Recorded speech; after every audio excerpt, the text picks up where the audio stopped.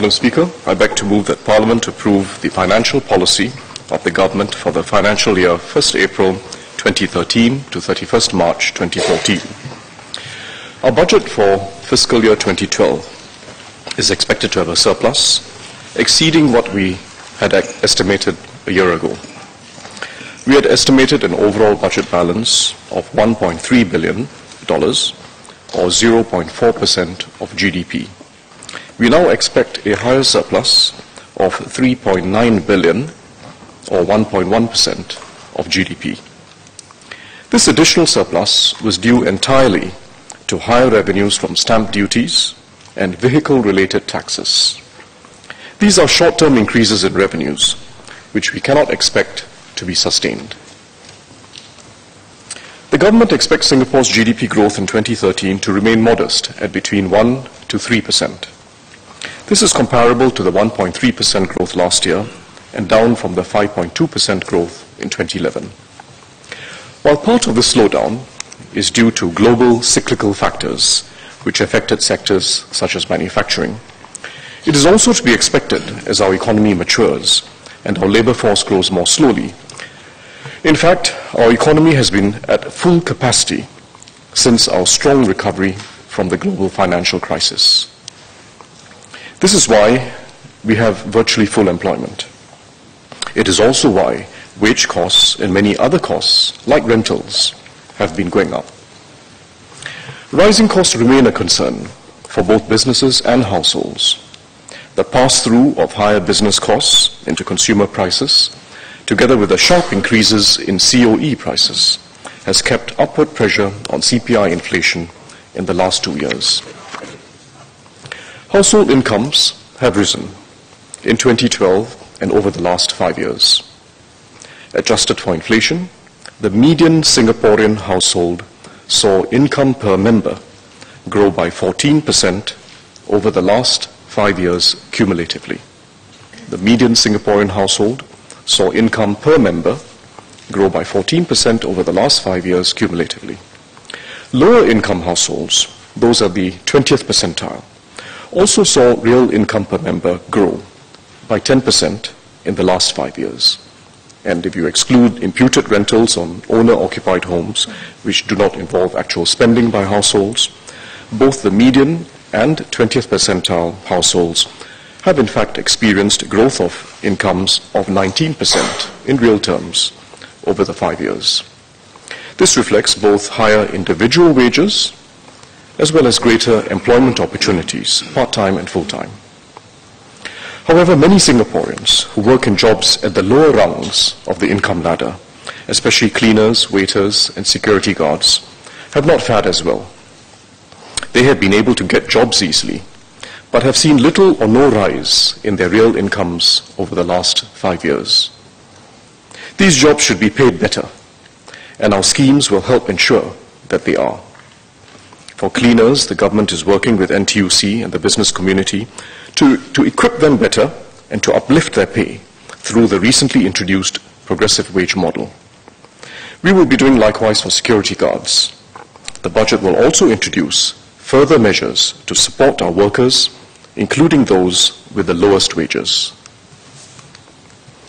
Slowing or stagnating incomes are a real challenge for economies around the world, many economies around the world. It has happened not only in the advanced economies like the United States, but also in Asian countries that are in the same league as Singapore. The chart that I am showing refers to the Asian NIEs, the newly industrializing countries in Asia, Hong Kong, South Korea, Singapore, together with Hong Kong, South Korea, Taiwan, together with Singapore. It looks at median households, and for Singapore, we look at the median Singaporean household. The median Singaporean household has seen its income grow in real terms twice as fast, or more than twice as fast, as that in Hong Kong. South Korea and Taiwan have seen little or negative growth in real household incomes. We do not set our goals based on whether our incomes do better than in any other country. Many of them, in fact, have strengths that we lack in Singapore. But their experiences provide a sense of perspective.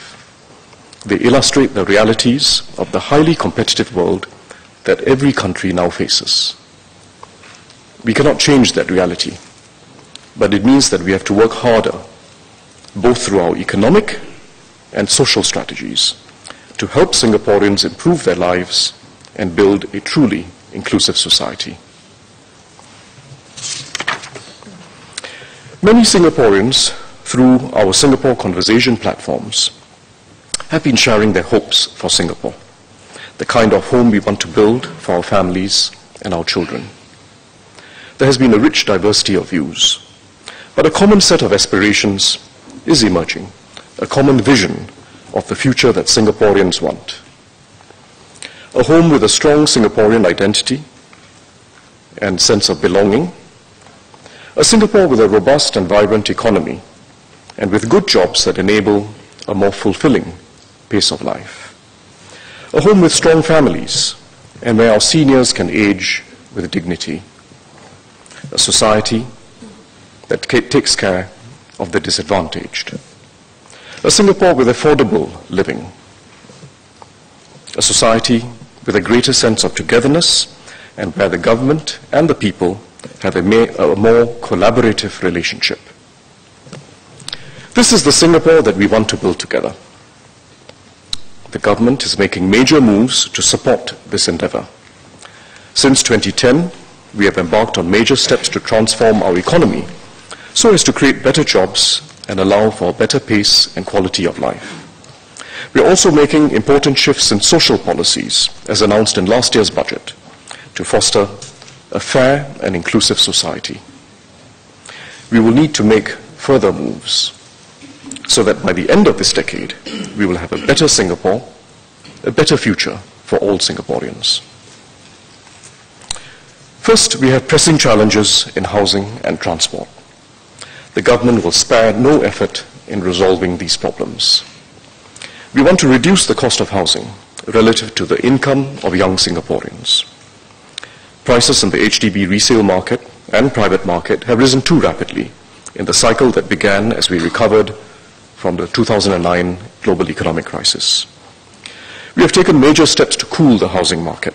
We have also ramped up the supply of HDB flats, which will help first-time buyers book their flats faster, as well as ease prices in the resale market.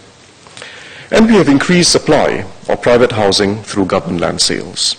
The Minister for National Development will speak more in the COS about these immediate challenges, as well as how we can ensure affordable, quality housing for Singaporeans over the longer term. We have to make many improvements in public transport. Congestion and waiting times are a daily problem for Singaporeans. We are ramping up bus capacity, especially feeder services, to improve frequency and add new routes. We are accelerating the rollout of the additional 800 buses that we made provisions for last year. In addition, the Land Transport Authority will be tendering out routes to private operators. Our rail network will expand by more than 50% by 2021. That is still 8 years away. But in the meantime, we will see improvements that will help relieve congestion. Parts of the downtown line will start operating from the end of this year, and new trains will be added to existing lines from next year. We will also introduce other measures to reduce crowding, including significantly enhanced incentives for commuters who travel during the shoulder periods before and after the morning peak hour. The Minister for Transport will talk about these measures in the Committee of Supply.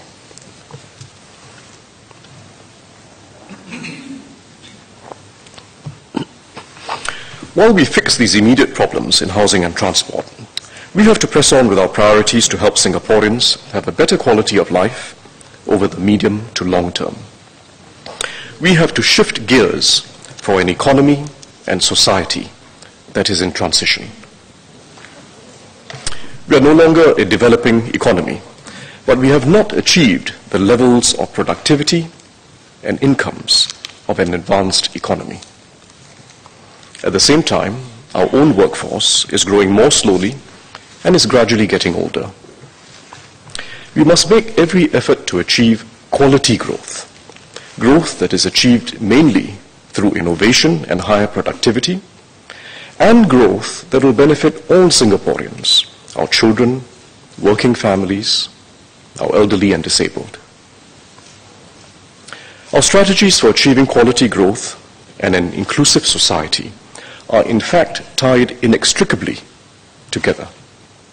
Our strategies for achieving quality growth and an inclusive society are bound up together and are one and the same. Raising productivity is not just our most important economic priority, but enables us to have a better society. Higher productivity is the only sustainable way to raise incomes for ordinary Singaporeans and provide jobs for that give people a sense of responsibility and empowerment. Higher productivity is also necessary for us to shorten working hours over time and allow Singaporeans to enjoy a better work-life balance. Our society is also facing the pressures of widening income disparities. This is happening in cities globally and in Asia, but it matters more to us because Singapore is not just a city, but a nation. We must take further steps to temper inequality. We also want to do more to enable our seniors to have a sense of economic security and fulfillment in their retirement years. On both economy and society, therefore, we need to shift our thinking. In government, where we are reshaping policies and driving new initiatives, especially to sustain social mobility and strengthen support for older Singaporeans. In the business community, which has to innovate and adjust to the permanent reality of a tight labour market. In our society at large, where we have to accord ordinary workers not just better pay, but better respect. In the community, with non-profits and other voluntary groups pursuing the causes we all believe in, and working with an active partner in government. And for all of us as individuals, to do our best to improve and to contribute to our country in our own ways. We are restructuring our economy. We began this in earnest in 2010 by tightening foreign worker inflows, supporting enterprises in their efforts to upgrade operations and improve productivity, and investing in our workers by heavily subsidizing their training in every skill. We need to intensify this economic restructuring and skills upgrading so as to achieve quality growth. Although wages are going up in a tight labor market, productivity has lagged. If we do not do better in raising productivity, we will be caught in a situation where businesses lose competitiveness and wages eventually stagnate. Both workers and businesses will be worse off. We must help our SME sector revitalize itself. There are, however, wide divergences in efficiency amongst SMEs, even in the same industries. Restructuring will unfortunately lead to some businesses being winnowed out. But the end result must be a vibrant and sustainable SME sector. Every support must be provided to help the businesses which bring in more efficient techniques and service models so that they can grow in a tight labor market and, where possible, make their mark internationally. There are already many examples of SMEs transforming themselves in every sector. For example, in furniture manufacturing, a mature industry. Local firms are training multi-skilled employees, relocating manpower-intensive activities, developing unique brands, unique Singapore brands, and carving a niche for themselves in overseas markets.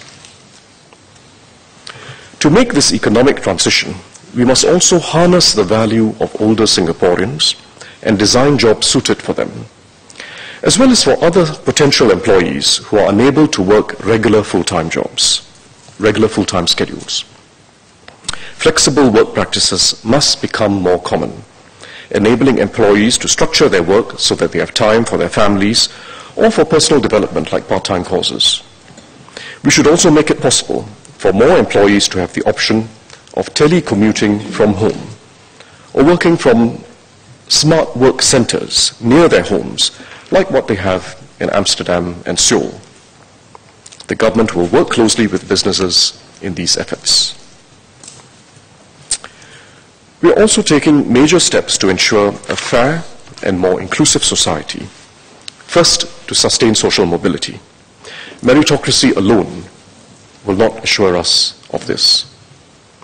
We therefore want to do more, starting from early in our children's lives, to give the best leg up to those who start off with a disadvantage. We cannot change the fact that children have different family backgrounds that bring very different advantages and disadvantages. But we want to find every way at the preschool and primary school levels to help our children from poorer and less stable families to develop confidence and the self-belief that gives them aspirations of their own, and to help them to catch up when they fall behind. Find every way to help them to catch up when they fall behind. And we will provide pathways to develop every skill and ability so that every child can discover his strengths as he grows up and can do well. Second, we must do more to mitigate inequality. We are making our fiscal system more progressive by tilting our taxes and benefits in favor of the lower and middle income groups. Currently, a lower income older worker receives a significant top-up of income through Workfare each year. A middle income family with a child in childcare gets subsidies of $4,800 each year. If the child is in university, he can receive more than $8,500. This is for a middle income family. Bursary support in the course of his studies. And get a subsidized government loan to pay off the remaining fees and cover study expenses. Children from low-income families receive much more from childcare all the way through to ITE Poly University. Singaporeans with disabilities now receive substantially greater support, both when young, through early intervention under EPIC, as well as adults, where we provide a substantial incentive through the special employment credit for firms to employ them so that they can contribute and lead more independent lives. An older Singaporean in need of long-term care can receive subsidies of $870 per month for home-based care or $1,200 per month if he is in a nursing home, following the changes we introduced last year. Those who need more help will get it through Medifund. We will take further significant steps in this budget towards strengthening social mobility and increasing the progressivity and fairness of our system. In particular, with enhancements to Workfare, a low-wage worker above 55 years old would receive a top-up of his pay of up to 30%. Workfare would add 30% to his pay.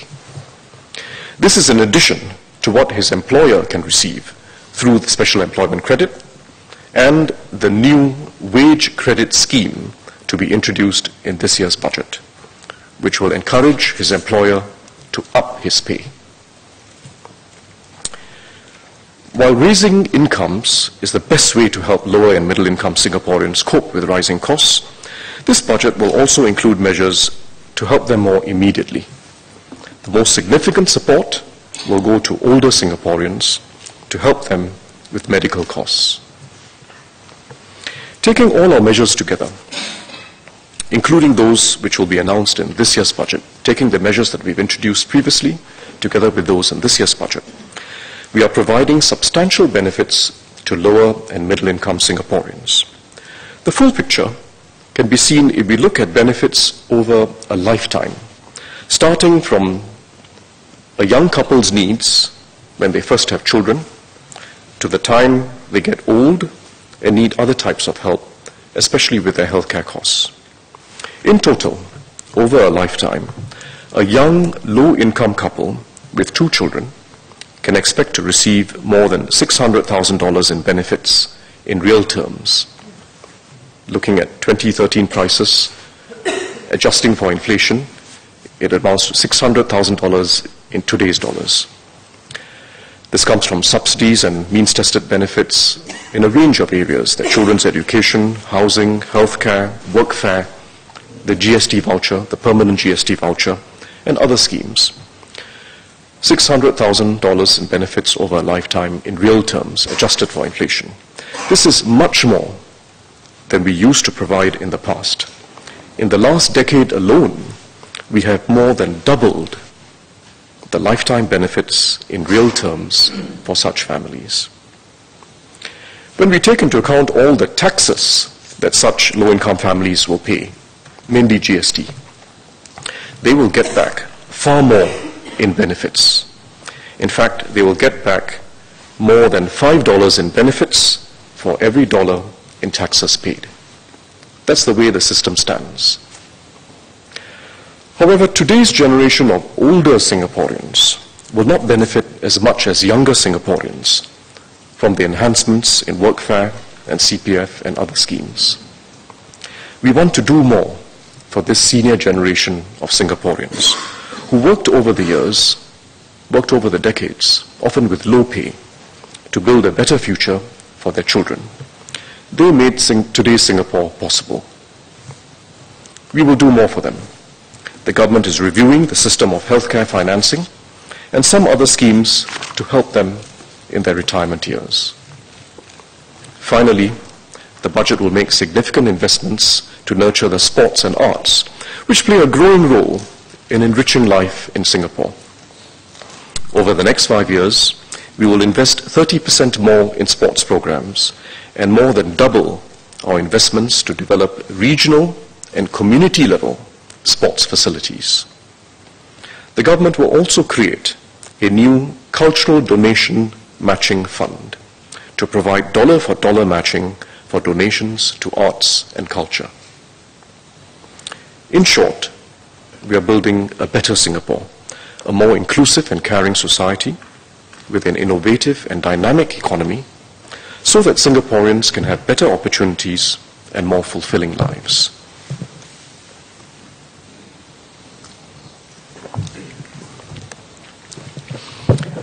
Let me go on to the first major thrust of the budget, to intensify our efforts to achieve quality growth. In other words, growth that is driven by sustained productivity improvement rather than manpower growth. Productivity gains are not new to Singapore. With the exception of the last decade, our productivity growth rates were well above the norm, even as our labor force grew significantly. In 1980, we were what the World Bank called a middle-income developing country. However, our productivity levels were about a third of most advanced countries then. In 1980, our productivity was about one-third of the most advanced countries at that time. 3 decades on, our productivity level is about 70% of today's global productivity leaders, countries like the United States, Japan, Switzerland, and Sweden. That's a significant change in 3 decades, moving from 30% of the global leaders to 70%. Our overall productivity level is now, in fact, above Hong Kong's, although it used to be significantly below Hong Kong in the early days, certainly below Hong Kong in 1980.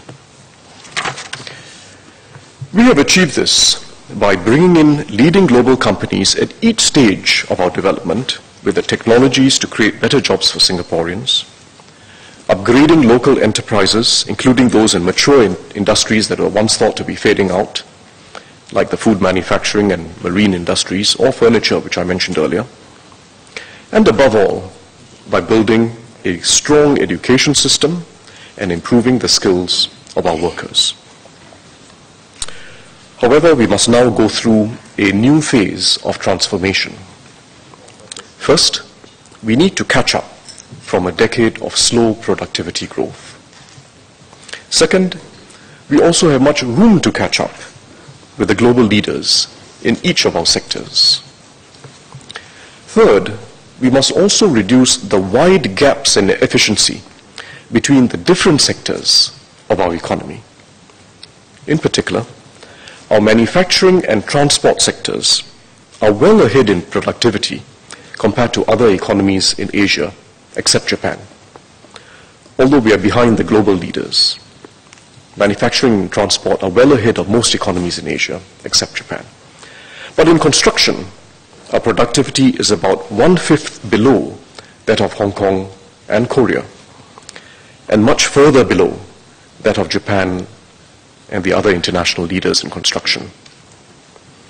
In many services industries, like F&B and retail, we are also about 1/5 below Hong Kong. We must therefore press ahead and upgrade technology, skills, and expertise across our economy in this decade so that we can be a truly advanced economy. The 2 to 3% per annum target for productivity growth that we had set after the weak decade until 2009 is ambitious, but we must make every effort to achieve it.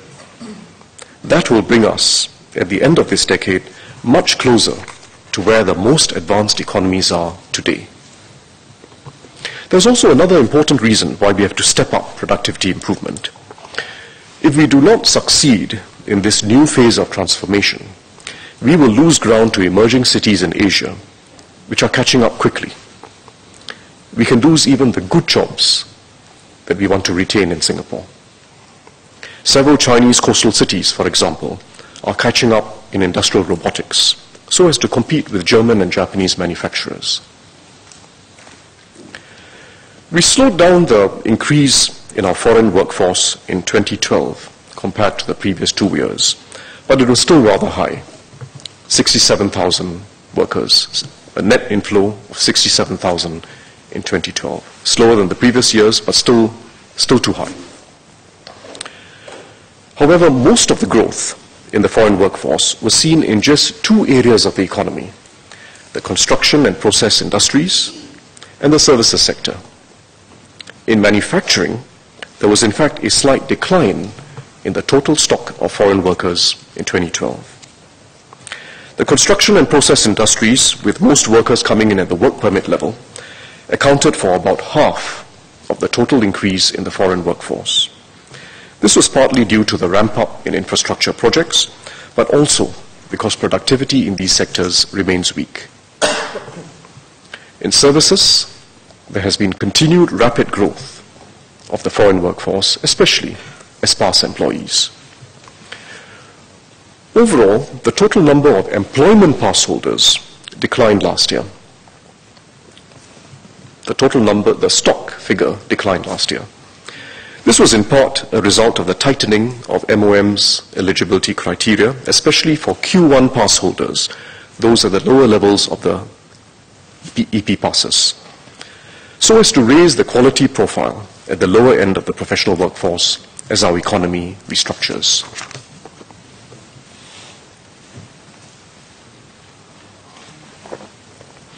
Let me now explain our foreign worker strategies as we go forward. Foreign workers now comprise 33.6% of our total workforce. The government had in 2010 accepted the Economic Strategies Committee's recommendation that we moderate the growth of the foreign workforce so as to avoid its proportion of the total workforce increasing significantly beyond 1/3. While our mix of policies must allow for foreign worker numbers to fluctuate in the course of the business cycle, or when we have major infrastructural projects underway, as we do currently, the proportion of foreign workers in the total workforce should not increase indefinitely. Our foreign worker policies remain guided by this objective. We have to make further adjustments so that we can continue moderating the growth of the foreign workforce. But the adjustments will not be across the board.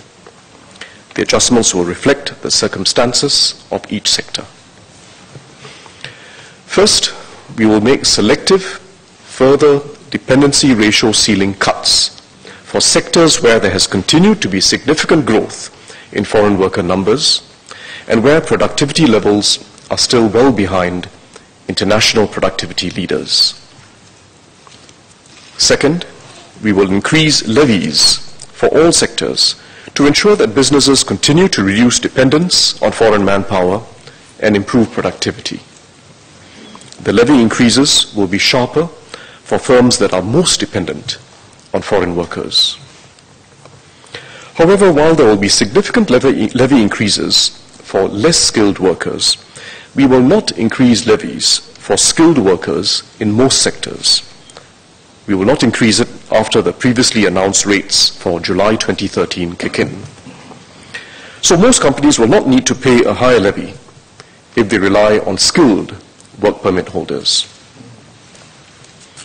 Third, we will encourage companies to proactively develop the talent and skills of our Singaporean workforce and reward them fairly.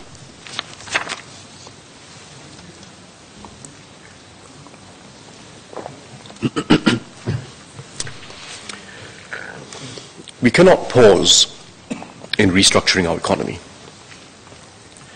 We cannot cut off the flow of foreign workers abruptly, but we have to slow its growth.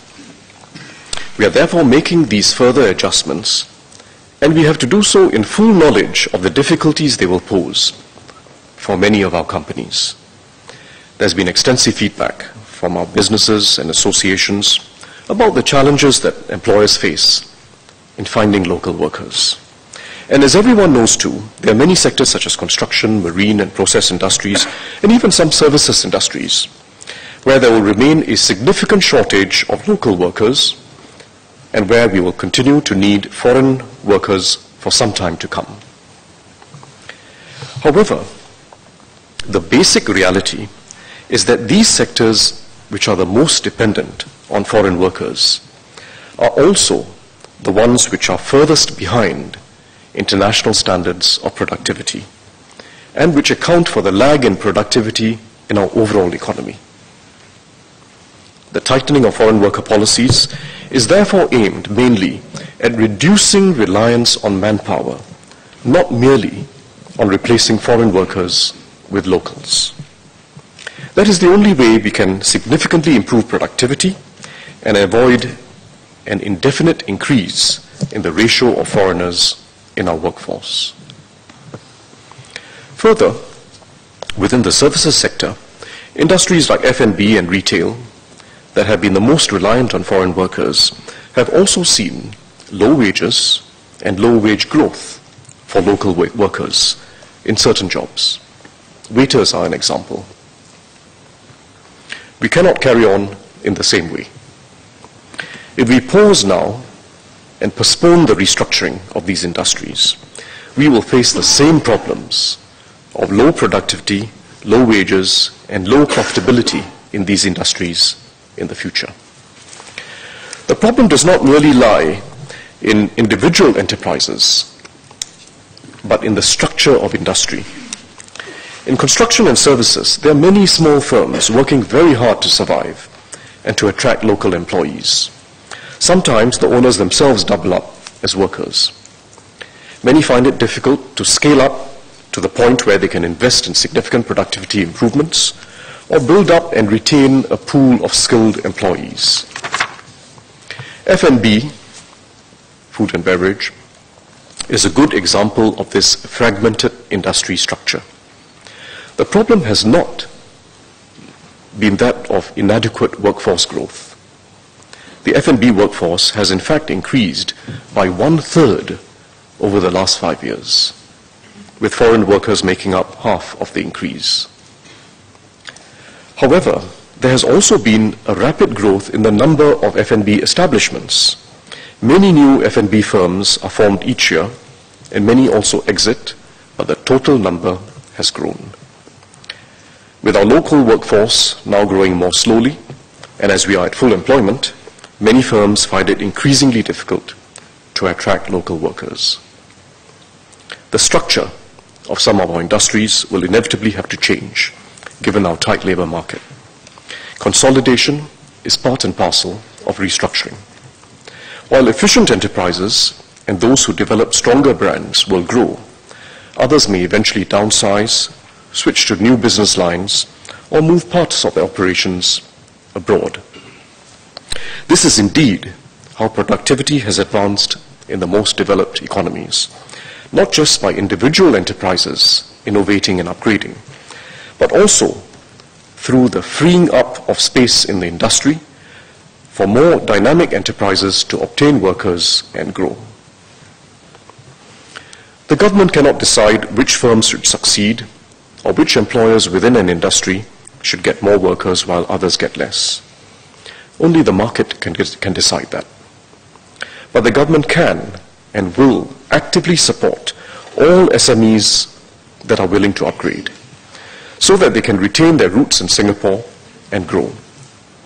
The restructuring of our economy must result eventually in a dynamic and re-energized SME scene. That must be the end result, a dynamic and re-energized SME scene. Businesses have to respond in new ways to the tight labor market, adopting shared services to save manpower, redesigning jobs, and giving workers broader responsibilities and rewarding them fairly. Indeed, in every sector, there are already examples of SMEs that stand out as having adopted these practices and are growing. Consumers, too, have to adjust. For instance, by getting used to self-serve or semi-serve models, and please, returning our trays, all of which are common in the F&B industry in many developed countries.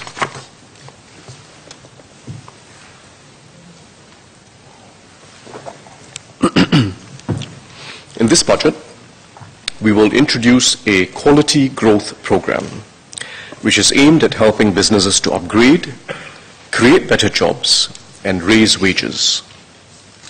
The quality growth program has 4 pillars. First, tightening foreign worker policies.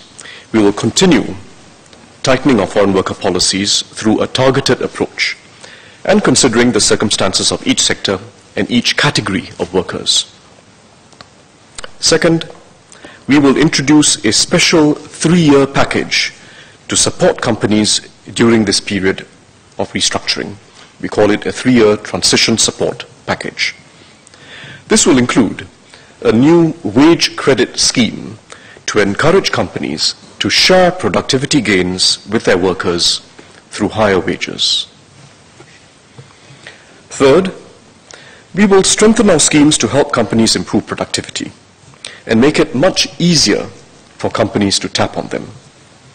These measures will be focused not just on helping individual companies, but also on supporting industry-wide collaboration. Fourth pillar within the Quality Growth Program, we will develop capabilities that will enable us to chart new frontiers in manufacturing, and to enable our services sector companies to seize opportunities in Asia's rapidly growing economies. Capabilities for new growth industries. The government will not be keeping the additional levies, the additional foreign worker levies that we receive as a result of the further tightening of foreign worker policies. We have in fact flowed back to companies the additional revenue that was collected since we began tightening in 2010. We flowed it back through the Productivity and Innovation Credit, or PIC scheme, the Special Employment Credit to help firms employ older workers, as well as various productivity grants and training subsidies. This will continue to be our approach over the next 3 years. Through new initiatives and enhancement of existing programs, we will channel all additional levies channel it back to businesses to help them upgrade and to share productivity gains with their workers. Let me first outline our measures to further moderate our demand for foreign workers. First, we will raise foreign worker levies across the board in July 2014 and July 2015. When I say across the board, everyone will see some increase, but the increases will vary by sector. Increases will be most significant in sectors where productivity growth is weak and the growth of the foreign workforce is significant. We will also take further measures to moderate foreign workforce growth in the construction, process and marine sectors, as well as in the services sector. Let me deal with construction and process first. We will mandate the use of more manpower-efficient designs and technologies in building projects through increases in the minimum buildability scores. The government will take the lead and adopt even higher standards of buildability and constructability for public sector projects, which will yield significant productivity gains. Second, in construction, we will increase levies for less skilled work permit holders by $150 between July 2013 and July 2015. This is on top of the previous schedule of increases.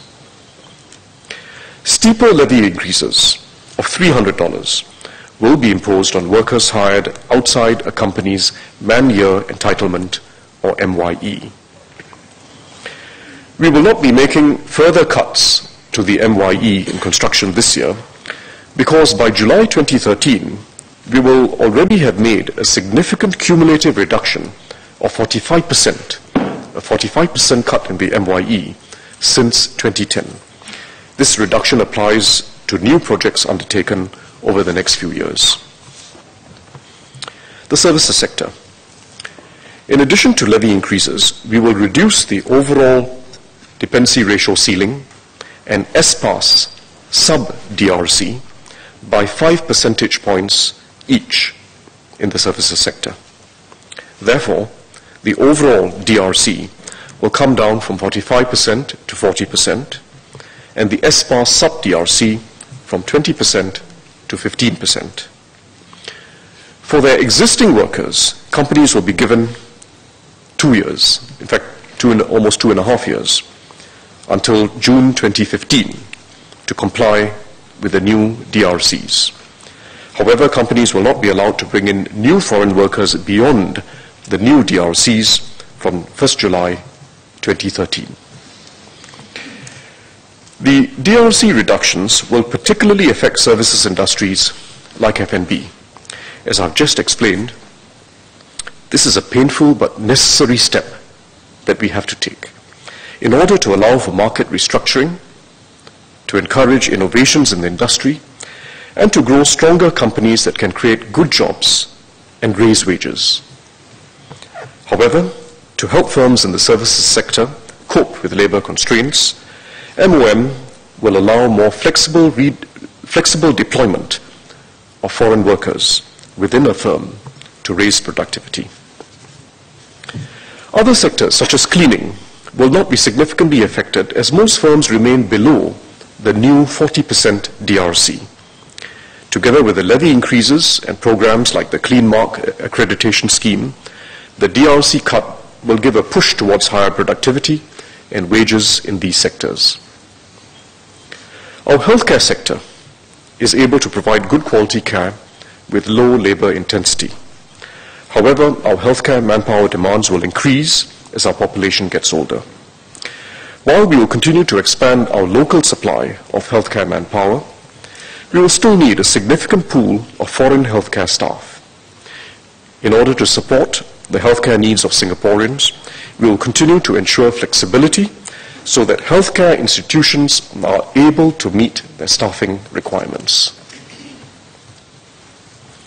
The marine sector, EDB and Spring, are working with the key players in the marine sector to upgrade operations to improve not just labor productivity, but land productivity, and to focus their Singapore operations on higher value design and engineering activities. As part of this plan, we will reduce the overall DRC for the marine sector from the current DRC of 1:5 to 1:3.5. That's a very significant reduction in the DRC. This change will take place in 2 stages, from January 2016 and again from January 2018. SPASs. We will tighten the qualification criteria for all SPASs so as to moderate future growth and to ensure ample opportunities for career progression and wage growth for Singaporean mid-skilled and technical professionals. From 1st July 2013, we will increase the minimum SPAS qualifying monthly salary from $2,000 to $2,200. We will also introduce a tiered salary system based on age and qualifications of the applicant. Older and more experienced SPAS applicants will need to qualify at higher salaries. This will help level the playing field for our local workers in the same jobs and also nudge employers to bring in better caliber workers to raise the overall quality profile of SPAS holders. MOM will release more details of these changes in a separate press release. Let me now move on to employment passes, also an important issue. Our employment market for PMEs, professionals, managers, and executives, will evolve in the coming years. We will see progressively larger numbers of Singaporean university graduates entering the workforce. Our employment pass policy must ensure that firms in Singapore remain able to recruit the best teams, including both locals and foreigners, with the skills and expertise our companies need to compete internationally. At the same time, we must maintain a level playing field for Singaporeans with respect to jobs and progression opportunities. We will therefore make further calibrated adjustments in our policies. First, MOM will continue to tighten eligibility requirements for the employment pass workforce, especially for Q1 pass holders. That is the first tier within the employment pass market, the lower tier. This has already led in the last year to more foreign employees coming in within the SPAS category, which are subject to a DRC and levies. Second, for the longer term, MOM will put in place a framework to ensure that firms give fair consideration to Singaporeans in their hiring practices. MOM has been studying work pass policies in various developed countries. Some countries, for example, require companies to advertise job vacancies to locals before they can apply for a foreign work pass. Any such framework must enable companies to continue to meet their competitive needs so that they can provide Singaporean professionals ample opportunities to do well in their careers. This framework is not a matter to be rushed. MOM will consult closely with all stakeholders to develop a workable framework. This will be discussed further in MOM's Committee of Supply, together with the other key initiatives I have announced.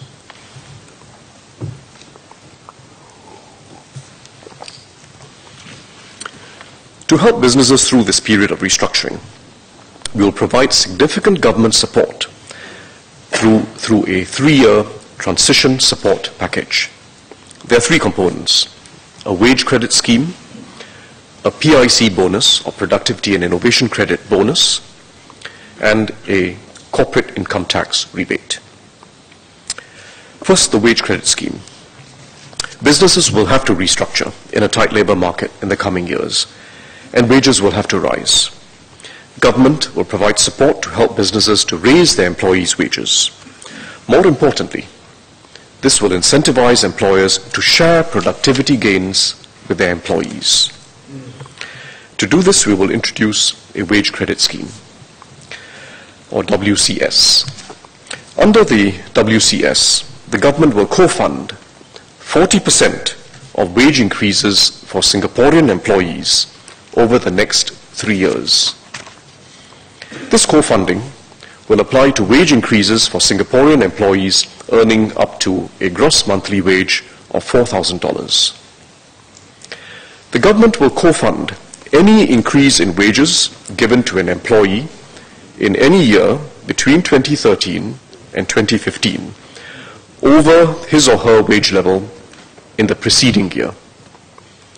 Co-funding will apply not just for that year, but for the rest of the period. So it's a 3-year co-funding package. Let me give an example. For instance, if an employer increases the gross monthly wage of his employee, I'll just wait for the slide to come on. If an employer increases the gross monthly wage of his employee by $200 in 2013, the government will pay 40% of the $200 wage increase, not just for 2013, but also for the remaining 2 years. So that's $80 for 3 years. If further $200 increases are given by the employer in 2014 and 2015, the government will co-fund 40% of the total wage increases of $400 and $600 in 2014 and 2015 respectively. So that's how the scheme works. There is no need to apply for the wage credit scheme. The wage credits will be automatically paid out to employers annually. We encourage all employers to take full advantage of the wage credit scheme to share productivity gains with workers. The wage credit scheme will cost the government about $3.6 billion over 3 years. Next, the PIC bonus that I just spoke about. We want as many businesses as possible to take advantage of the PIC scheme, the Productivity and Innovation Credit Scheme. We will hence introduce a PIC bonus as a second component of the transition support package.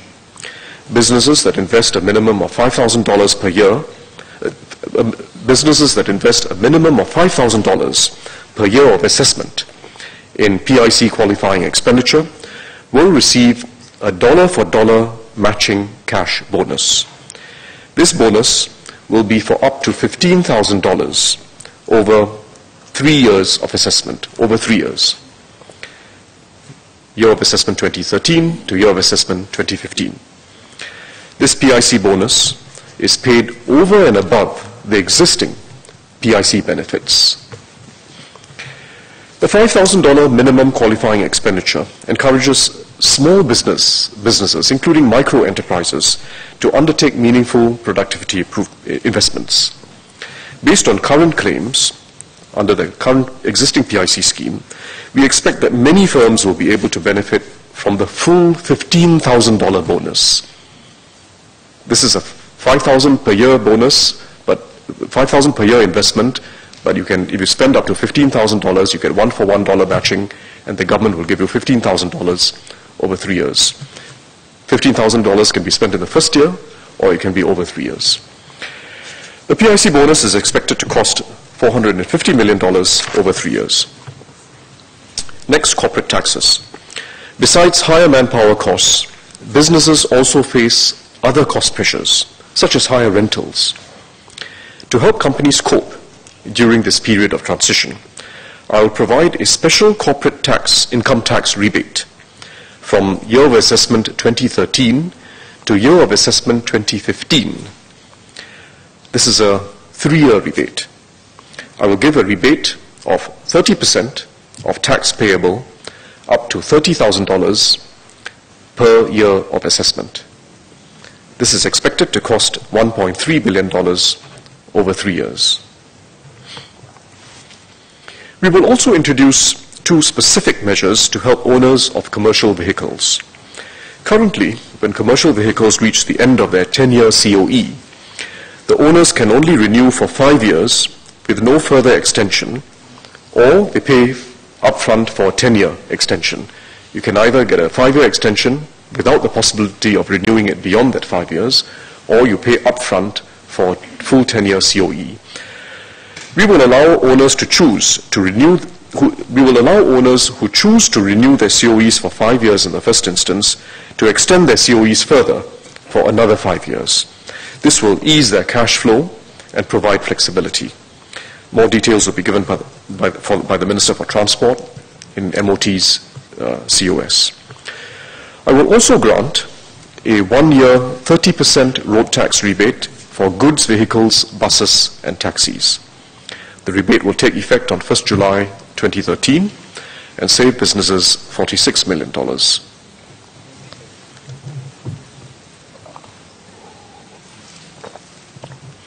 I will now move on to the third major pillar of the Quality Growth Program, which comprises a significant enhancement of the productivity incentives that we have introduced since 2010. We have taken on board detailed feedback on how we can improve and strengthen our incentives to help businesses raise productivity. Taken together, these enhancements to our productivity incentives will involve additional government resources of about $500 million over 3 years. That's an additional $500 million over 3 years on top of what has been previously committed. The enhanced incentives will be at 3 levels of the economy. First, we will support initiatives for industry-wide collaboration that can either provide the scale that individual firms lack or enable best practices to be widely replicated. This will include collaborative industry projects, where consortia of firms will develop solutions to industry-specific productivity challenges. This consortia approach will be adopted in 7 new priority industries. A further initiative will foster SME collaborations with large enterprises so as to enable co-innovation, capability upgrading, and sharing of best practices within the supply chain. We will broaden and enhance the PACT scheme, which we initiated in the manufacturing sector, to other sectors. The second level concerns individual firms, a set of initiatives to help individual firms. I will make it much easier and faster for businesses to make PIC claims. Businesses and chambers, such as the Singapore Chinese Chambers of Commerce and Industry, have asked that we broaden the range of investments that can qualify for PIC benefits. Just to give 2 examples, restaurants will be able to claim for dishwashing machines, and contractors can claim for scissor lifts. We will also introduce a land productivity grant to support companies which intensify their use of land in Singapore.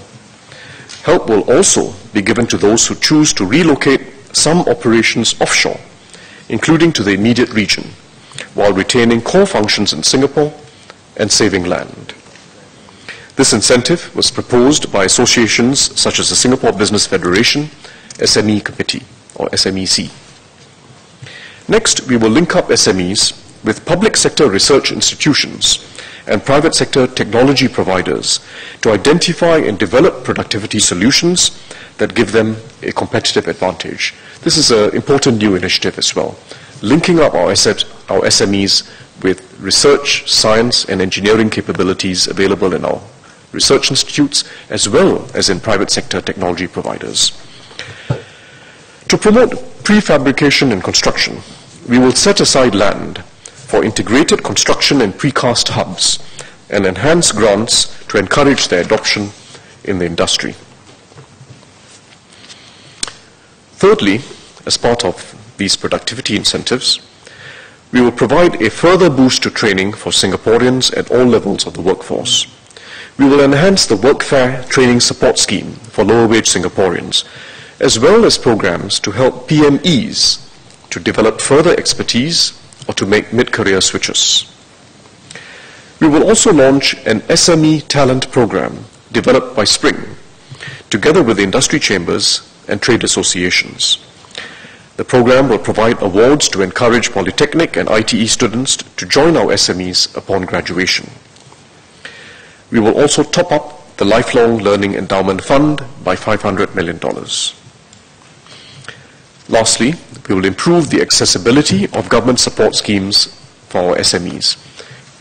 All our government support schemes, we will try to streamline them, improve their efficiency, and make them as business-friendly as we possibly can. Among other things, Spring will enhance the enterprise development centers into one-stop integrated SME centers.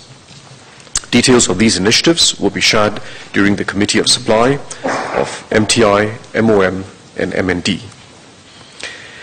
We're working industry by industry with business associations and individual firms to help them adopt customized solutions that will help them reduce costs, develop economies of scale, and raise productivity and wages.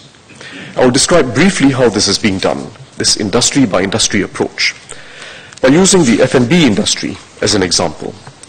Spring is working with the industry to help companies adopt wireless technologies, move towards using more central kitchens, or an example in today's Straits Times of centralized dishwashing, and to collaborate more closely with food manufacturers. We are helping the industry to tap into a pool of part-time manpower and also adopt manpower scheduling systems that many SMEs have found can lead to much more efficient deployment of employees. In addition, we are also helping promising SME firms develop their brands and to expand overseas. There are already many examples of F&B establishments that are changing the way businesses are run, using technology and new management methods, like Pasta Mania and Mr. Bean, two well-known local brands. Pasta Mania had its roots in a food court. I think it had 2 stalls, and has now grown to over 40 outlets in 5 countries. It pioneered mobile app ordering in the F&B industry, relies heavily on part-time staff, and invests in their training. Mr. Bean started in People's Park Food Centre, as some of you will remember, and has now grown to 70 outlets in 6 countries. Old product. It too has made significant productivity improvements. It is also collaborating with various voluntary welfare organizations to provide training and employment to Singaporeans with special needs. What we're doing in the F&B industry, we're also doing for retail establishments and hotels. There's much work ahead. Deep dives to understand the industry well and to work with firms to better cope in a tight labor market. Restructuring our economy is also about looking ahead for new growth opportunities. We have to keep developing new capabilities so that we stay relevant in the world and create higher value industries and high quality jobs for Singaporeans. The global manufacturing landscape is being redefined by disruptive technologies such as robotics and 3D printing, and business models involving mass customization and use of manufacturing analytics.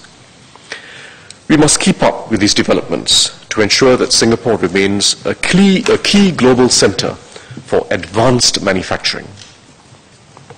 EDB will set aside $500 million over the next 5 years to support a future of manufacturing plan. We will work with key industry partners, our universities, polytechnics, and research institutes to testbed new technologies and develop applications that can be commercialized and tapped on by our firms, including our SMEs. This has the potential to create a range of new jobs for Singaporeans in future, such as high-skilled robot operators and material scientists. We will also support the emerging satellite industry in Singapore through a $90 million Satellite Industry Development Fund.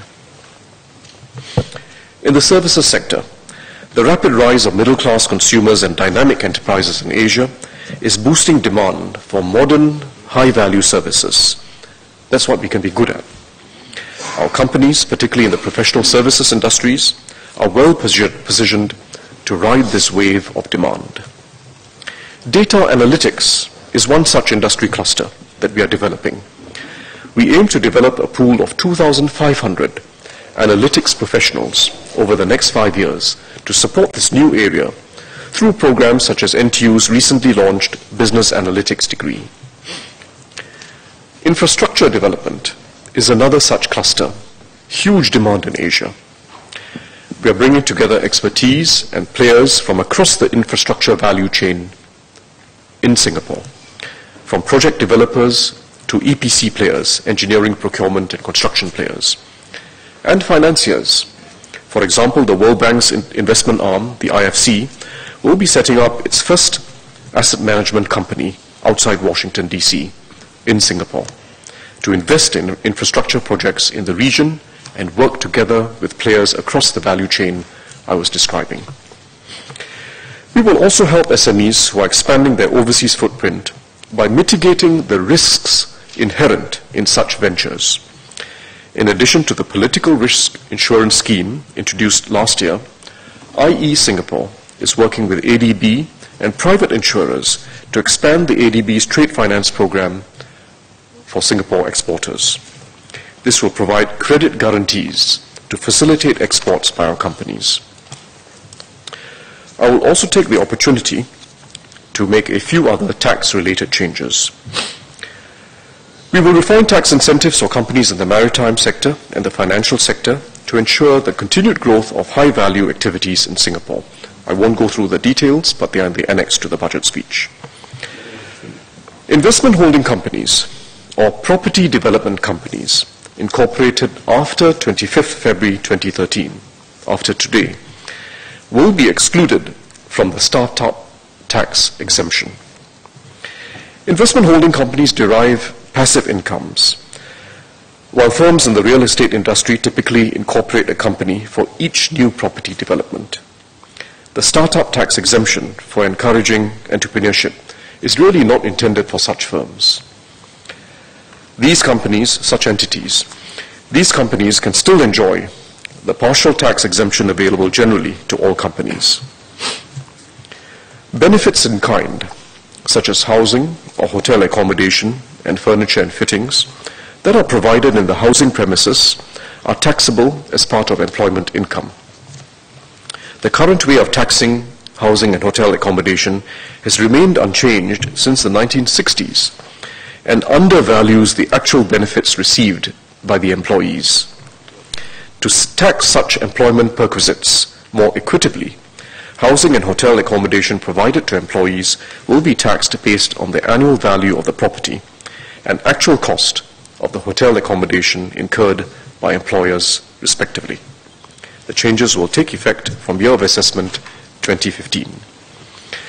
Finally, we will take the final step to harmonize the tax rates between cigarette and non-cigarette tobacco products, which we started 2 years ago. This has been my passion, if you recall. I will raise the excise duties for BDs, Anghun, and smokeless tobacco by 25%, from $239 per kilogram to $299 per kilogram, and unmanufactured tobacco by 1.5%, from $347 per kilogram to $352 per kilogram.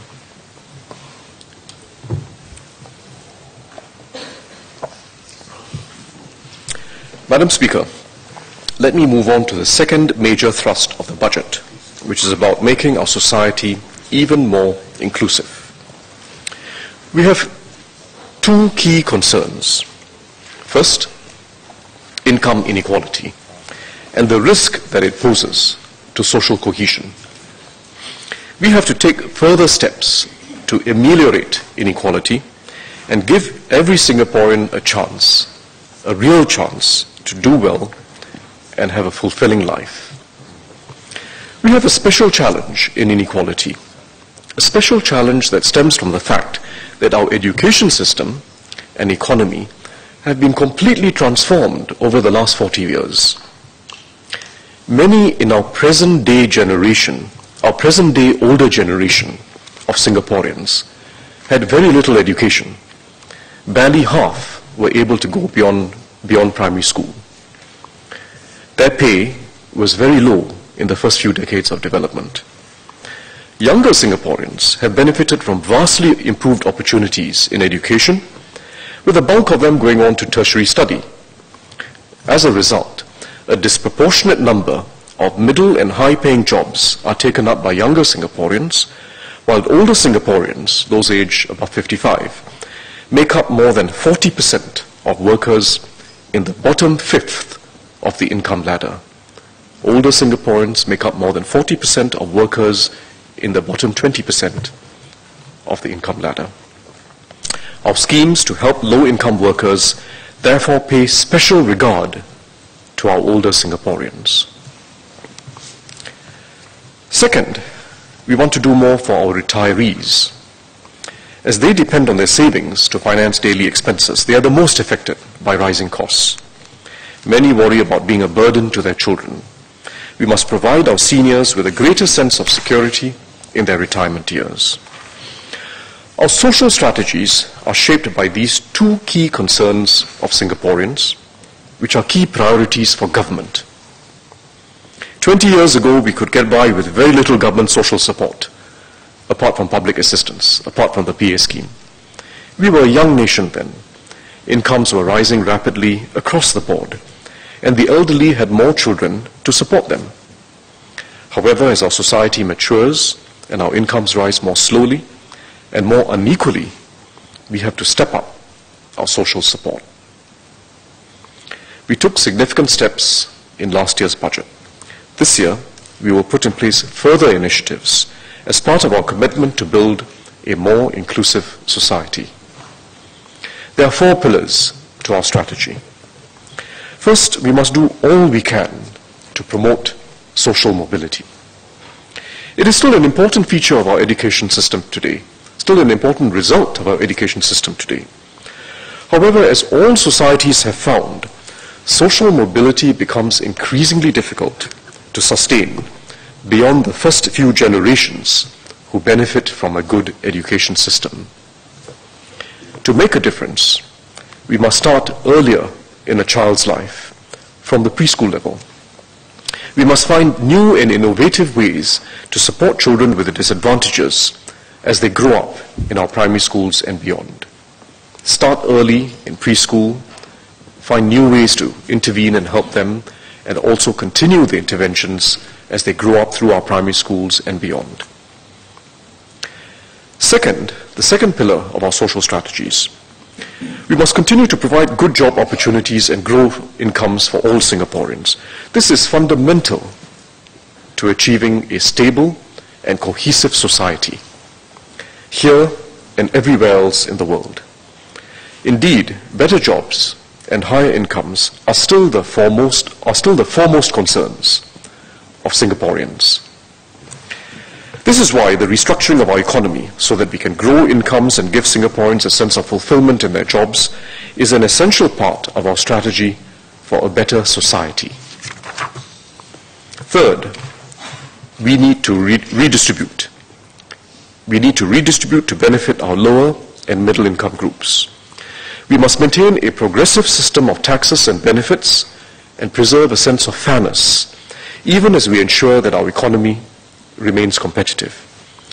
Everyone contributes something to Singapore, but the bulk of our taxes is paid by the high income group and most of the benefits received by the lower income group.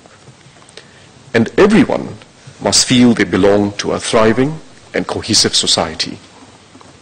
In this budget, we will add to the progressivity of our system, including enhancing workfare significantly to help older workers.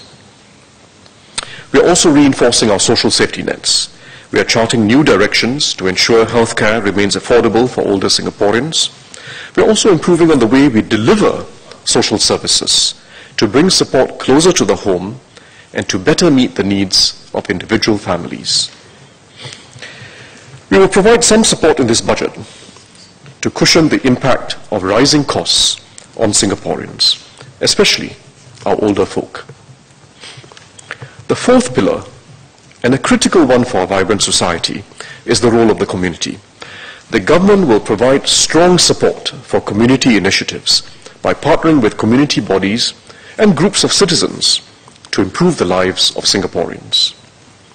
There's already a growing number of such bright spots of goodness, like the collaboration between Lian Foundation and Care Corner launched just a few days ago to help underprivileged preschoolers, or the house-to-house health screening and counseling program that was launched in 2007 by a small group of medical students led by Tan Chong Kiat. He was then a second-year student, and it has now grown to 400 students doing house-to-house visits in Jurong, Macpherson, and Bukit Merah, doing health screening, doing the tests, and providing counseling, and trying to follow up with the older residents. In this budget, we will take further initiatives to support opportunities for low and middle income pupils in our education system. Over the past 5 years, we have significantly increased financial assistance for students of all ages, especially for those from lower and middle income families. We have enhanced preschool subsidies so that those from the bottom 20% of households only pay $10 a month for childcare. We have expanded the MOE Financial Assistance Scheme benefits in schools and provide low-income students with breakfast to start their school day well.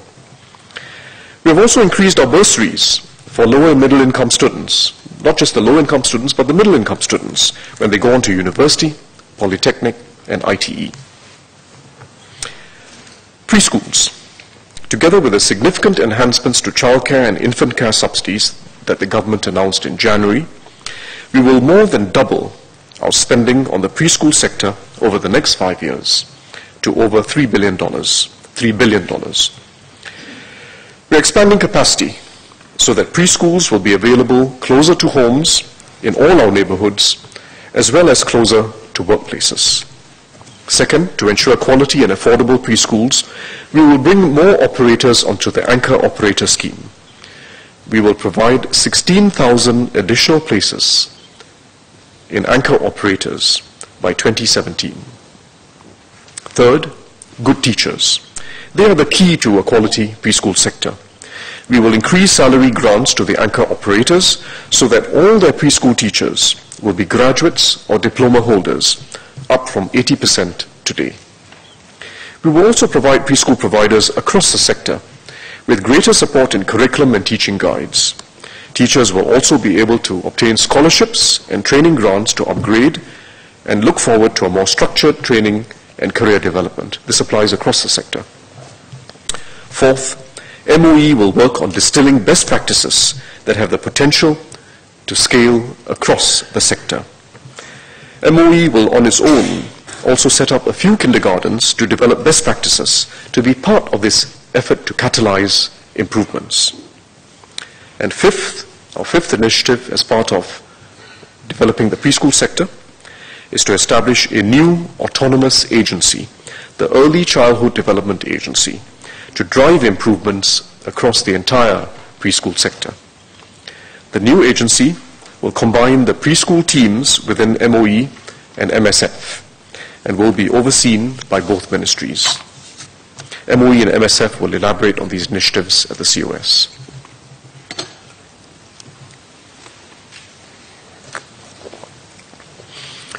Our next set of initiatives for social mobility is at the school level. They will help students with a disadvantage to catch up and better build a foundation to do well later in life. First, we will extend the Learning Support Program, which is currently for Primary 1 and 2. It is resource intensive because the classes are conducted in small groups of less than 10 students, but it is effective. Our experience has shown that early intervention helps, but also that continuous intervention is necessary to reinforce what has been achieved. We will therefore extend the learning support beyond the early primary school years.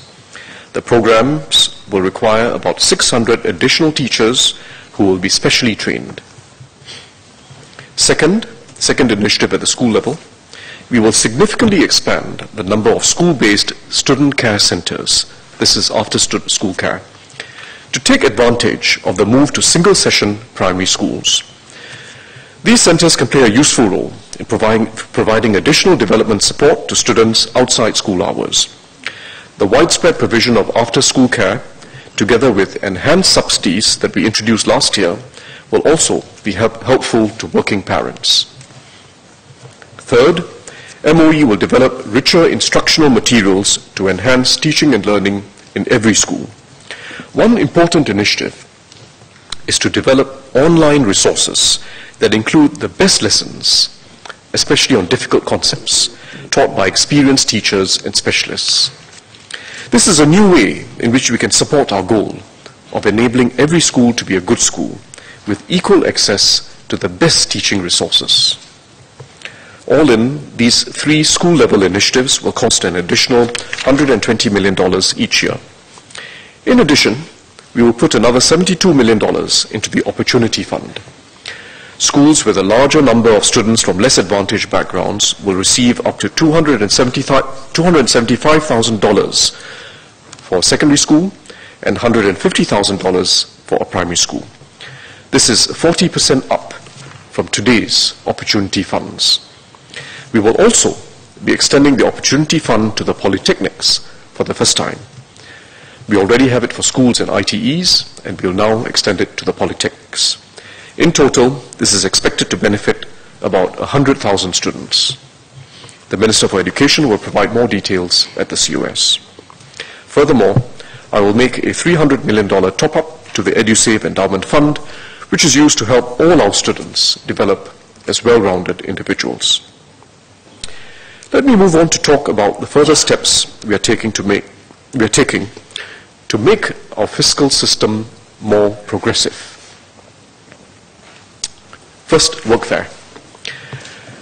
We will make the following enhancements to the Workfare Income Supplement, or WIS, starting from work done from 1st January 2013. First, we will expand the coverage of Workfare to workers earning a monthly wage of up to $1,900 per month. This is an increase of $200 from the current $1,700 ceiling. WIS will benefit about 480,000 Singaporeans, or 30% of our citizen workforce. Second, we will increase WIS payouts significantly for workers aged 45 years and older. We will increase WIS payouts significantly for all those who receive WIS. For those who are aged 45 years and older, the maximum payout for a low-income worker earning $1,000 will increase by $700. The maximum payout will increase by $700. Those aged between 35 and 45 years old will get a smaller increase. The enhanced Workfare scheme will mean increases of between 25% to 50% in maximum payouts. Third, we will increase the proportion of cash in the WIS payout. Our unionists have made a strong call for this, so as to help recipients with their immediate expenses. Workers will now receive 40% of WIS in cash and 60% in CPF. Previously, recipients received 29% in cash. With the higher WIS payouts, even with more being paid in cash, workers will still receive more WIS top-ups to their CPF accounts. We will channel more to their MediSave and special accounts equally. Taken as a whole, this is a significant boost to the Workfare scheme. I'll take an example. A 60-year-old cleaner at the bottom 10th percentile of incomes, earning $1,000 a month, will get $3,500 in WIS annually. This is equivalent to 3.5 months of additional income, or a 29% top-up on top of his normal pay, almost a 30% top-up on top of his normal pay.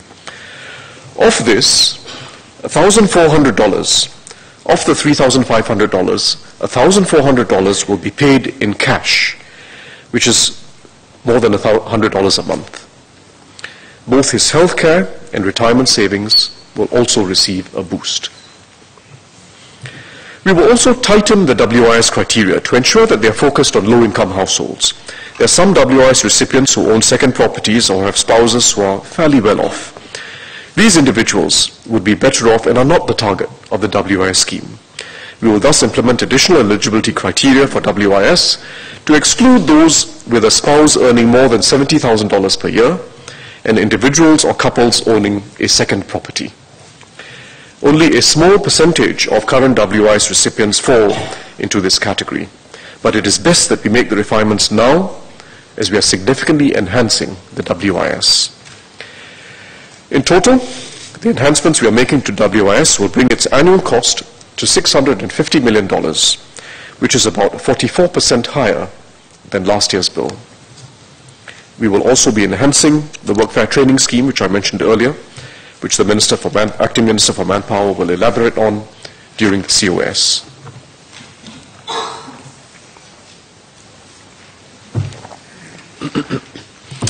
With increase in WIS payouts, we will also be able to raise employer and employee CPF contribution rates for low-wage workers without a reduction in take-home pay for most of them. Their CPF contribution rates were reduced in 2007 to enhance their employability. Since then, we have put in place schemes such as the Special Employment Credit for older workers, and the Workfare training scheme, which has improved their employability. We will therefore restore the employer contribution rates fully to the same level as for higher income workers at the same age group from 1st January 2014. We will also bring the employee contribution rates for most of these workers to the normal levels. The increased CPF will help them with their retirement and medical needs without, as I mentioned, reducing the take-home pay of most of the workers. Take, for example, a 45-year-old earning $800 a month, which is even lower than the bottom 10%, the 10th percentile. His employer contribution rate will be restored from just below 11% currently to 16% from next year. In other words, it's a full restoration. And his employee contribution rate from 16.5% to 20%. As a result, he will now save $15,000 more in his CPF by age 65. He's 45 years now. In 20 years' time, as a result of these changes, he will have $15,000 more in his CPF. The revisions we are making will also make it easier for employers to calculate the CPF they need to contribute for most workers, as their CPF contribution rates will be the same, regardless of whether they're low income or higher income. The increase in CPF in employer contribution rates is expected to cost employers $83 million in 2013. We will also increase the MediSave contribution rates for self-employed persons earning net trade income of between $6,000 and $18,000 per annum. Let me now move on to the tax measures.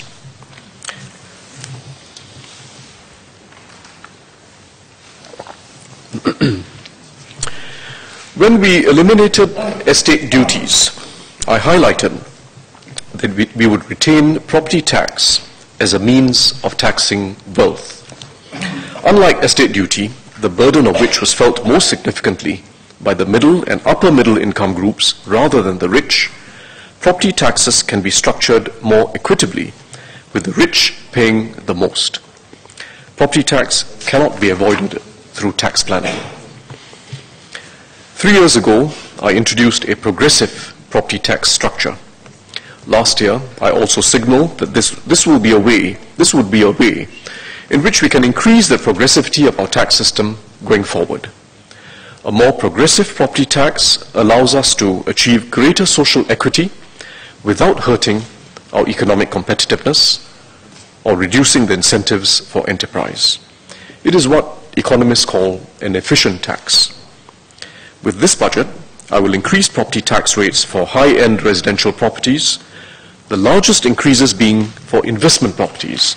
In other words, high-end investment properties, those that are not owner-occupied. First, I will increase property tax rates for the high end of owner-occupied residential properties, while lowering tax rates on the majority of owner-occupied residential properties. In other words, I will make the tax schedule for property tax more progressive. Higher tax rates at the high end and lower tax rates for the majority. This is fair. The property tax is a wealth tax and is applied irrespective of whether a property is lived in, vacant, or rented out. Those who live in the most expensive homes should pay more property taxes than others. It's extremely important to understand this. It's not a tax on income from rent, it's a wealth tax based on the value of your property. And those with the most expensive properties, those whose properties are the highest value, should pay more. I'm especially mindful of the fact, however, that we have retirees who do not have significant cash resources, even if the homes they live in may be of significant value. The new property tax schedule for owner-occupied residential properties will ensure that most retirees end up paying less property tax. Currently, property tax rates for owner-occupied residential property are 0%, 4%, and 6%, depending on the annual values of the properties. I will widen the 0% property tax band, which currently applies to the first $6,000 of annual value. I will widen it to $8,000. In addition to the current 4% and 6% tax rates, I will introduce new property tax rates of between 8% to 16%. The widening of the 0% property tax band, which is the first part, the lowest tax bracket, the widening of the 0% property tax band will enable 950,000 owner-occupied residential properties to enjoy some tax savings. All 1 and 2 room owner-occupied HDB flats will continue to pay no property tax. Homes with annual values of $12,000, such as a 5-room HDB flat, will experience tax savings of $80 or 33% of their current property tax bill. These savings for the majority of homes will mean a reduction in the government's property tax revenue of $44 million. The top 1% of owner-occupied residential properties, or 12,000 properties, will face increased taxes, contributing an additional $25 million. However, the increase will be small, except for those at the very top end. A landed property in the central area with an annual value of $150,000, which is top end, will see an increase in property tax of $5,000, a little over $5,000 per year. In other words, they would have previously paid about $7,400, and they will now pay about $12,600. The result of this more progressive property tax for owner-occupied residential properties is a net revenue loss to government of about $19 million once fully implemented.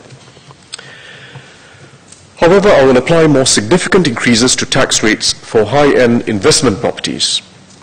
Currently, for residential properties that are not owner-occupied, the property tax rate is a flat 10%. I will introduce new marginal tax rates of 12% to 20% for these investment properties. What this will mean, in effect, is an increase in property taxes paid for non-owner-occupied residential properties with annual values above $30,000. These residential properties belong to the top 1/3 of all non-owner-occupied residential properties, or the top half of such private residential properties. So this is the top third of the investment property market that will have to end up paying somewhat more taxes. The increase will only be significant for investment properties at the high end. Most suburban condominiums will only see a very small increase in property tax of about $100 to $300 per year, a tiny fraction of the rental income. Residential properties with annual values of about $70,000, such as many condominiums in the central area, will face a $1,500 tax increase. A high-end property, such as a landed property in the central area with annual value of $150,000, will see an increase in property tax of $9,000 per year. In other words, they were previously paying $15,000 and they will now pay $24,000 per year. These changes in property tax rates for non-owner-occupied residential properties will increase revenues by about $72 million per year once fully implemented. The revised progressive property tax structure is fair.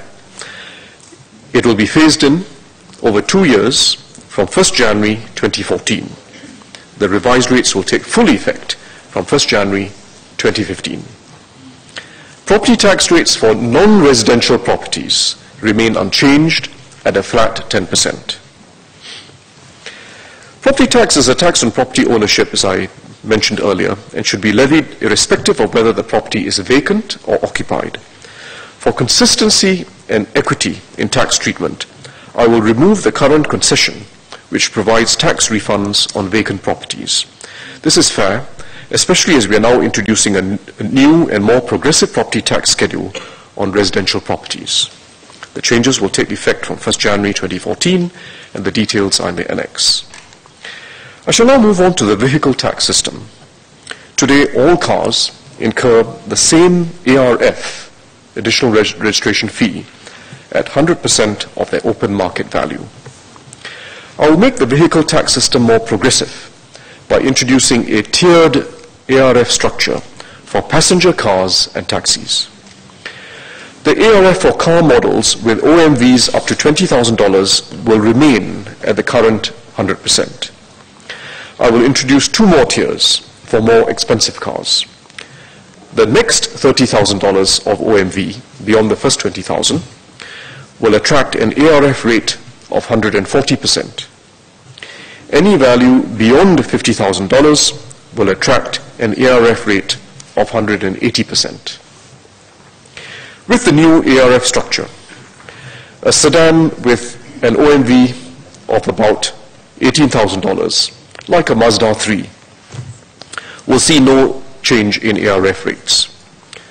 A car with an OMV of $45,000, like an Audi A5, will incur $10,000 or 22% more ARF, while a luxury model with an OMV of $74,000, like a BMW 735, will face a 42% increase in ARF payable. The PAF rebate, the Preferential Additional Registration Fee rebate, will remain unchanged as a proportion of the ARF paid. The tiered ARF structure will apply to vehicles registered with COEs obtained from the first COE bidding exercise in March 2013 onwards. This will contribute about $150 million in additional revenue annually.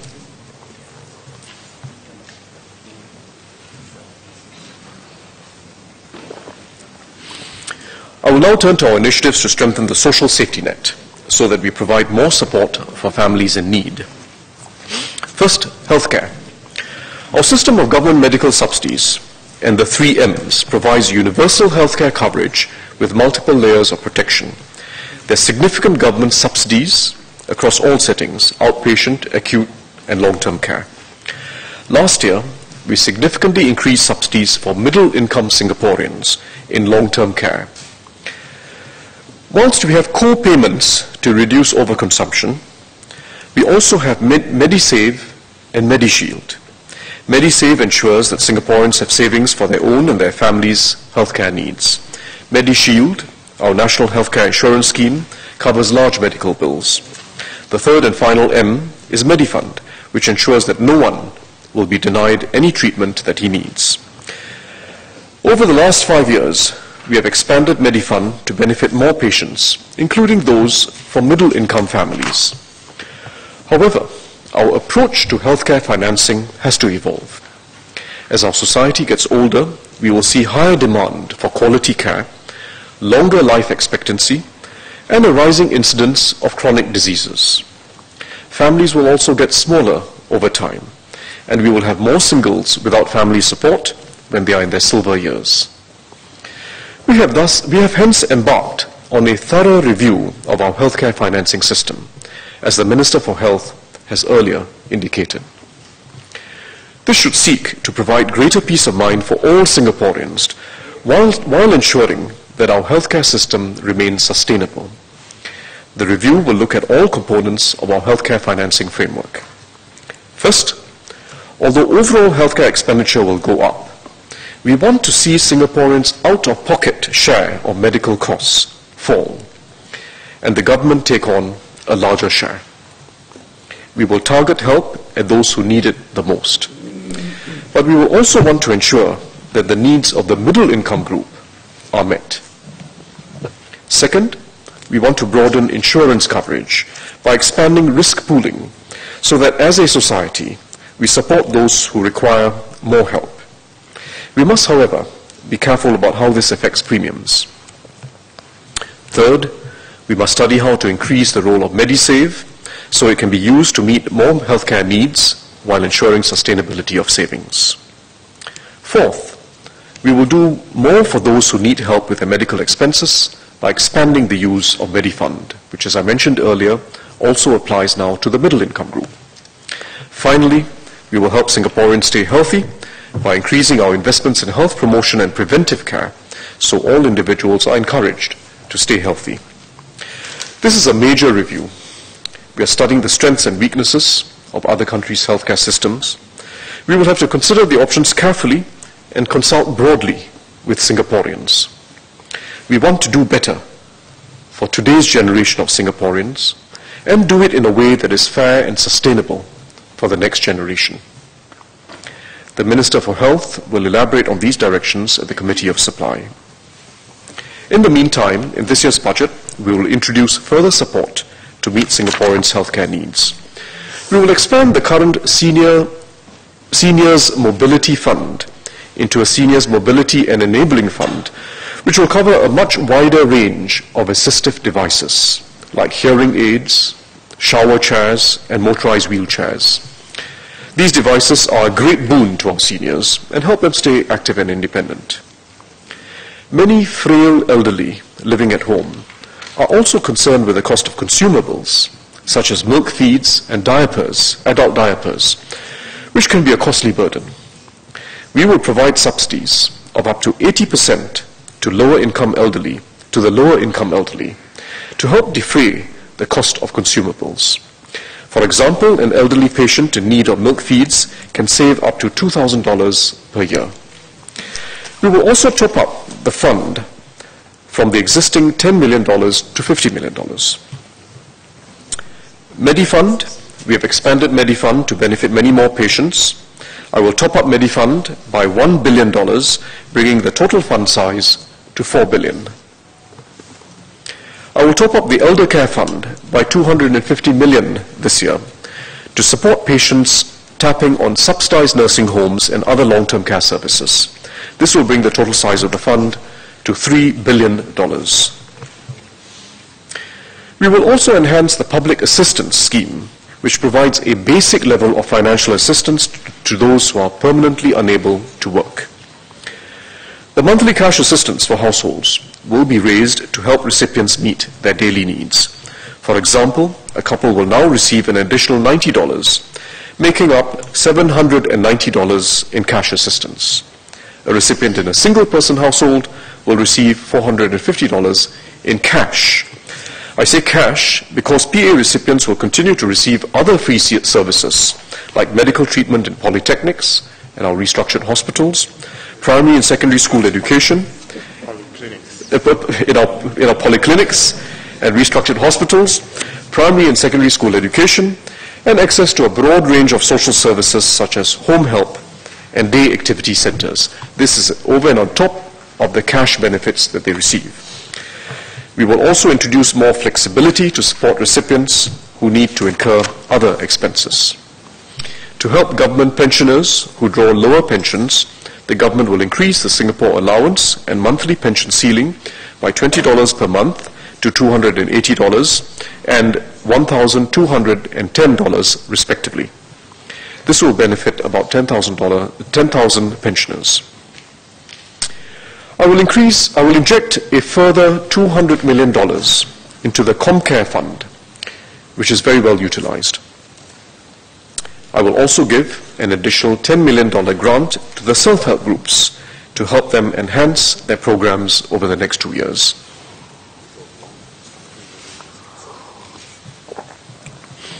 A further aspect of the social safety net that we are strengthening concerns how we deliver social services.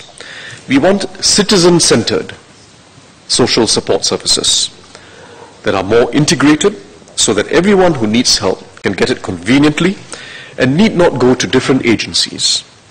To achieve this, there are three main initiatives that we are embarking on in this budget. First, we will introduce about 20 social service offices in HDB towns over the next few years. A needy family can apply for help at a social service office nearer their home and benefit from better coordination of government and community help in the local area. The second initiative is to integrate elder care services.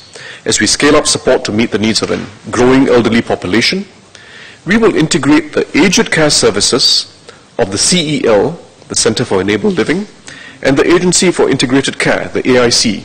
We will integrate it under one roof at AIC.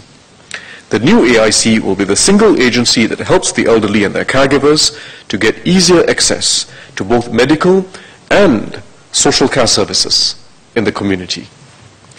Thirdly, MSF will at the same time strengthen its focus on persons with disabilities with an agency dedicated to the disabled. This will serve as a focal point for all their needs. The Acting Minister for Social and Family Development and the Minister for Health will provide more details on these improvements in social service delivery at the COS.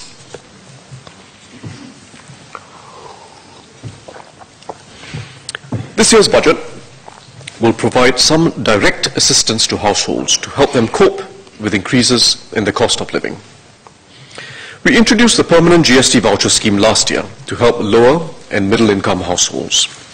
The typical lower income household receives $740 in GSTV cash and USave. A typical retiree household receives in addition $500 in GSTV MediSave, making up a total of $1,240. This year, to help households facing cost of living pressures, I will provide an extra GST voucher on top of the permanent voucher. In other words, all eligible Singaporeans will get double the usual amount. This will benefit approximately 1.4 million Singaporeans and cost the government an extra $680 million. We will also provide 1 to 3 months of Service and Conservancy Charges rebates, SNCC rebates. 1 to 2 room HDB households will receive a total of 3 months of rebates for this year, while 3 and 4 room households will receive 2 months of rebates. This will cost the government $77 million. To help older Singaporeans with their healthcare expenses, I will provide a $200 top-up to the CPF MediSave accounts of all Singaporeans aged 45 and above. A $200 top-up to MediSave for all Singaporeans aged 45 and above.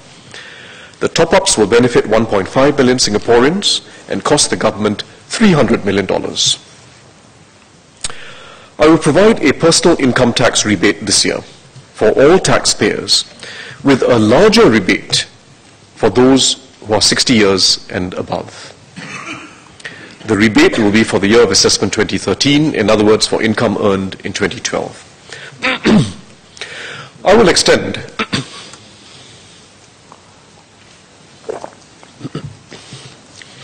extend a rebate of 30%, subject to a cap of $1,500 for taxpayers who are below 60 years old. 30% rebate up to a cap of $1,500 for those who are below 60. I will also introduce a higher rebate for those who are older. Those aged 60 or above will receive a rebate of 50%, subject to the same $1,500 cap. Having this cap of $1,500 allows us to provide the greatest benefits to those at the 80th percentile and below of taxpayers. 1.3 million resident taxpayers will benefit. This will cost the government $615 million. Maid levies. Families with Singaporean dependents, such as children, elderly parents, or family members with disabilities, currently pay a concessionary levy of $170 for a foreign domestic worker, instead of the normal levy of $265. Our aim is to reduce costs for these families. We will henceforth the concessionary foreign domestic worker levy from $170 to $120 per month. This is not a temporary scheme, but a change for now and for the future. This will mean that a family will save an additional $600 each year. This change is expected to cost the government an additional $73 million a year and will take effect from 1st March 2013. When we established the permanent GST voucher scheme last year, we set aside $3.6 billion to finance the scheme until fiscal year 2016. To underscore our commitment to help offset what our lower income Singaporeans pay in GST, I will top up the GST voucher fund by another $3 billion. This will ensure sufficient funds for the government to make the yearly GST voucher payouts up to fiscal year 2020. The direct assistance measures that I've just announced will provide significant assistance to Singaporeans with the cost of living. Let me give you an example. First, our elderly. They will receive the most help. A typical retiree couple living in a 3-room flat will receive a total of $1,800 in special transfers and tax savings. Including the permanent GSTV, they will receive more than $3,000 in benefits. Of this $3,000, $1,400 will go into their MediSave. A typical middle-income family living in, say, a 4-room flat will also benefit from about $530 in special transfers and about $730 in tax savings from the personal income tax rebate, as well as changes to the property tax schedule and the foreign domestic worker concessionary levy. Including the permanent GSTV, they will get a total of about $1,500. So that's for a middle-income family. Madam Speaker, let me now summarize this year's budget position. I will start with a basic balance. We expect a modest basic surplus of $0.3 billion for fiscal year 2013, after factoring in the various tax rebates and the transition support package. This basic surplus takes into account the balance of our operating revenues and expenditures, but excludes the amounts that we are setting aside in our endowment and trust funds for the future. It also does not factor in the net investment returns contribution, or NIRC, from past reserves. The basic balance measures the direct impact of the budget for the coming year on the economy. At 0.1% of GDP, this is close to a balanced budget and reflects a neutral fiscal stance. I'll go on now to the overall budget balance. This includes an estimated revenue from NRIC, the income from our reserves, of $7.7 billion. It also takes into account the $5.6 billion in top-ups we are making to endowment and trust funds for the future, including the GST voucher fund and the $200 million we are setting aside for the new cultural donation matching fund to encourage private donations to arts and culture. The resulting overall budget balance for fiscal year 2013 is projected to be a surplus of $2.4 billion, or 0.7% of GDP. So just to reiterate, the basic balance, which measures the impact of the impact of the budget on the economy, is very close to a neutral position. But when we take into consideration our NRIC revenues, and we take into consideration what we are putting aside for the future, we will end up with a small surplus of 0.7% of GDP.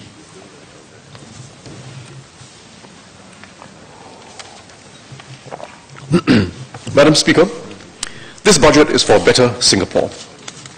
We will fix our problems in housing and transport. We are transforming our economy so that we can have quality growth that will provide all Singaporeans a better quality of life. And we are taking further steps towards a more inclusive society, starting with our children, helping lower income workers, and providing better lives for our retirees. But our policies will ultimately succeed by building on the strengths of Singaporeans, the skills and mastery in every job, the compassion, the sense of collective responsibility, and the belief in this country. Singaporeans who are in their own ways building a better tomorrow for themselves, their families, and for Singapore. Like Ali Marzuki Abdul Rani, his father passed away when he was 18, he was determined to succeed and to support his younger siblings.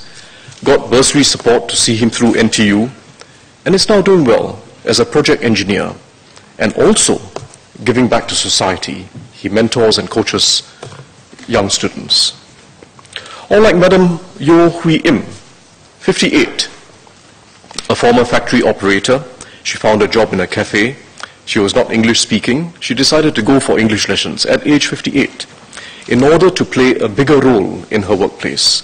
She's now a team leader with broader responsibilities and better pay. Or like Alfred Yeo, young accountant, hearing and speech impaired, although he keeps telling me, please call me deaf, he tells me. He prefers to be called deaf. He is a tireless source of feedback on public transport and cycling paths, using photos, using emails, using even videos he takes himself. 3 Singaporeans, but there are many others like them. They each tell us something about our strengths and about why we will have a better Singapore ahead. Madam Speaker, I beg to move.